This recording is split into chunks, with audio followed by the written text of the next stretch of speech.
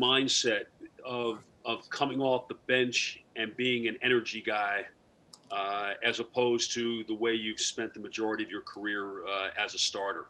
Is there anything different that you're trying to do, or just how different is it for you? It seems to be pretty effective, and it agrees with you. There's no different in mindset. Honestly, I take the same approach as if I was starting. I just come into the game with so it's pretty easy. I mean, they put it, you know what I mean? It's a list of things of what your role is on your locker. So it's pretty cut and dry what I'm supposed to do when I get in there. And that's why it looks like I know what I'm doing. You know what I mean? Okay, Eddie Sefco. Hey, Willie, there's the return of Kristaps is getting closer and closer, obviously. What's his return going to do to help you guys, and how much are you looking forward to having him back and the team as a whole to having him back? Oh, man, KP's a vital part of this team. So, not only a second or third scoring option for us, he's bringing length on defense, and we know what KP does. So, we're excited to get him back on the court with us and see how Rick shakes the lineup. So, because, when he comes back, we're going to be real big at that 4-5, 3-4-5 position is still, it's going to be, long and athletic and be able to play defense the way we're trying to play defense. It's going to be big time for us. Isaac Harris. Willie, since you've got to Dallas and you've been around Luka more and more, how would you describe him as a leader of the team? I think he's the type of guy that leads by his play. He doesn't necessarily, talk a lot, and then when he does, it's, he's fun. He's a kid, you know what I mean?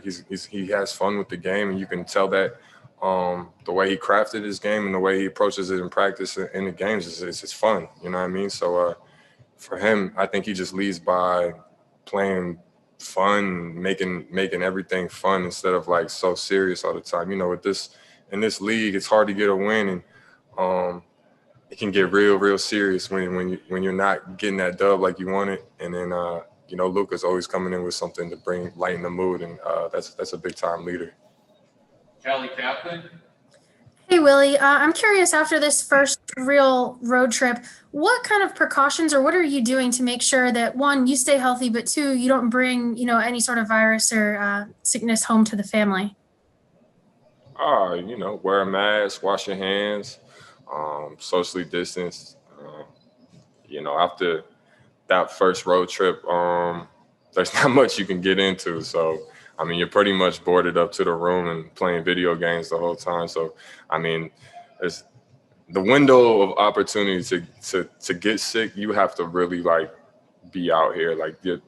I think the league is doing a really good job of keeping us tight knit in our hotel and making sure not everybody can crowd up and be together. And I think they're doing a really good job of it. Couple more. Mark Followell.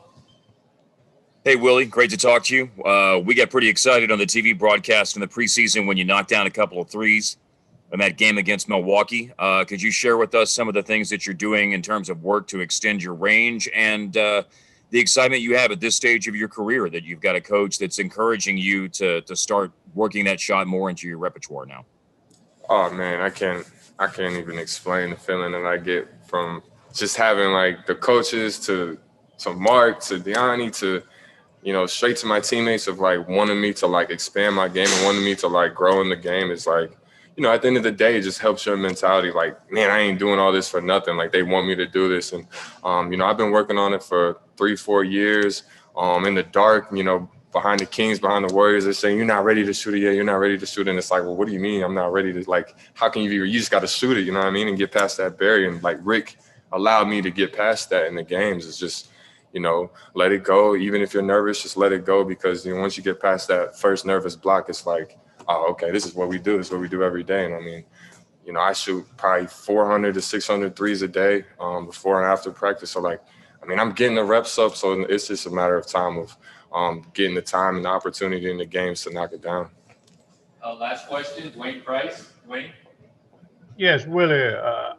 I'm just trying to find out, how do you guys improve on a game where you just won by 51 points? That's almost like the perfect game. Gotta be consistent. That's it. you got to come back with that same fire. Obviously, we just showed that we can play that way. It's just, our team has been in a type of routine where we just trying to outscore people. We know that we can score. We know that we got, 7, 8, 9, 10 guys that can score the ball. And then, all of us now they're looking, can you throw it together with defense? So that's our big test to us is, can we come out every game with that same defensive mindset to just steamroll people and do what we do on offense, but really, really focusing on defense and getting stops. And especially in the West, if we really want a chance to play for a title, we're going to have to be real tight knit on just getting stops and one possession at a time type, instead of chaotic and just try to outscore people. When it comes down to it, it's not going to work like that. All right. Thanks for the time, Willie. Appreciate it. Thanks.